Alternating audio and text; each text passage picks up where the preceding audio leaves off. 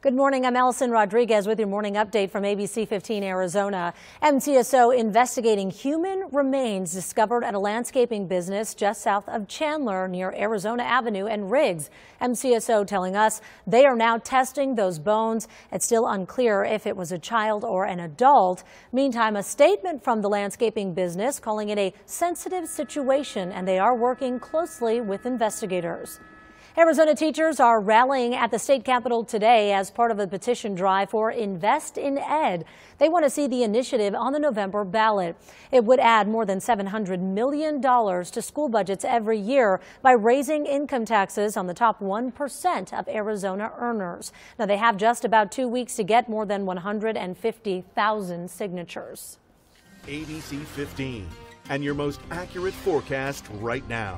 I'm Nohelani Graff. Expect another hot day statewide today. Temperatures in the southern portion of Arizona above 100 degrees, right around 107, 105, and 104. In the high country, temperatures in the low to mid 90s in Flagstaff, 84 degrees. And then along our western border here, the hottest temperatures 109 in Bullhead City. We also had red flag warnings in effect this afternoon, fire threat alerts, and also extreme heat advisories for that area in effect through 8 o'clock tonight. We're also going to see windy conditions today in the high country, gusts up to 40 miles an hour, and that will start at lunchtime today. Here in the valley, our breezes will pick up as well between the early evening hours, right around 6 o'clock this evening, gusts up to 25 miles an hour. Forecast highs for the valley just above average for this time of year. 107 the high in the southern portion of the valley, 105 in Deer Valley, Scottsdale, and Glendale, 102 up in Anthem. We'll see 107 breezes today, then cool down tomorrow for your Sunday at 104, and then those temperatures start to pick back up for your work week.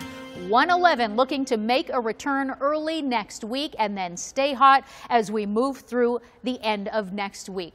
We're going to have another update for you coming up later this afternoon. Until then, you can get all of your news, weather, and traffic on abc15.com or by downloading our free mobile app.